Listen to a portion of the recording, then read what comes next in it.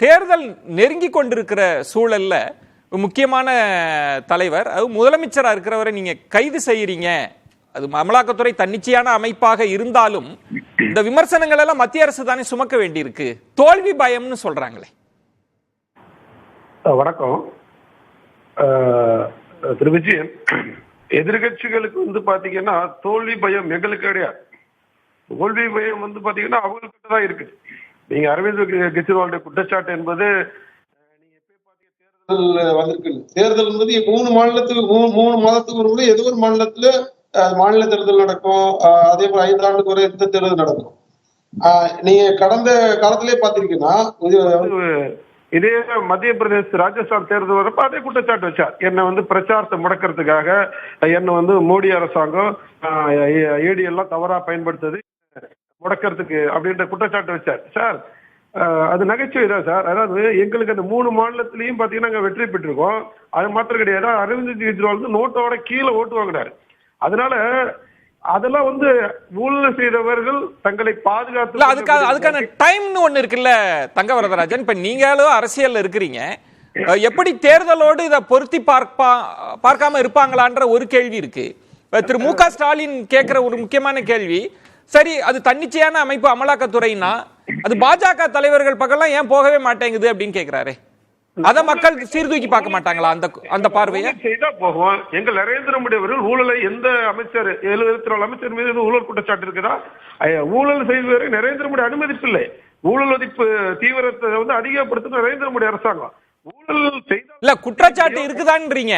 எதிர்கட்சிகள் 1000 குற்றச்சாட்டை முன்வைக்கிறாங்களே, நிரூபிக்கப்பட்டதான்ற கேள்வியில லாஜிக் இருக்கலாம். குற்றச்சாட்டு நிறைய இருக்கே சார். அதுதான் சார், அது வெறும் அரசியல் குற்றச்சாட்டை தவிர அதுல எந்த உண்மையும் கிடையாது.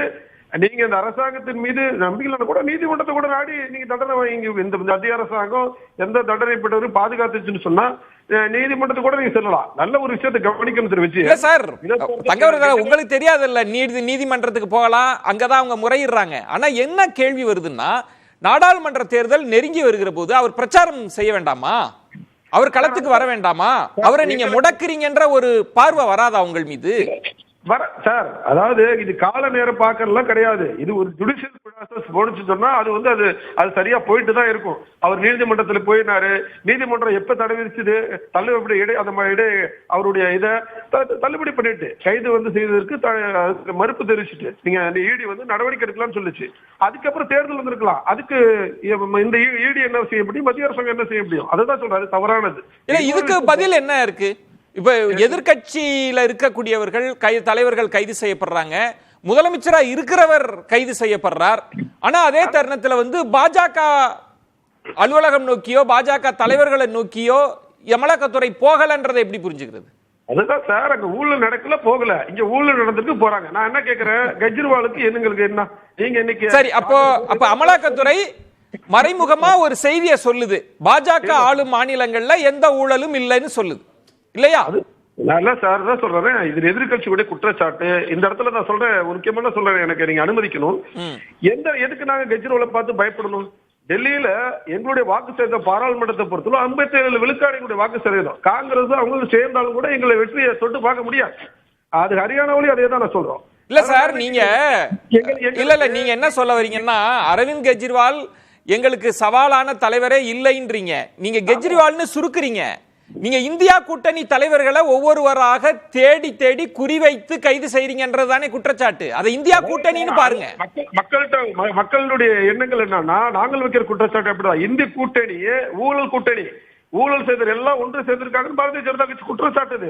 ஊழலை ஒருவர் தண்டிக்கின்ற பொழுது அந்த நடவடிக்கை பாதுகாக்க ஒருவரும் நம்ம குரல் கொடுக்க வேண்டும் என்று ஒரு கூட்டாக சேர்ந்திருக்கு. அதான் நாங்க சொல்றோம், பாஜக இந்திய கூட்டணி என்பது ஊழல் கூட்டணி. அது இல்ல சார், அத நான் என்ன தங்கவரதராஜன், நீங்க குற்றச்சாட்டை முன்வைப்பதற்கு உங்களுக்கு உரிமை இருக்கு.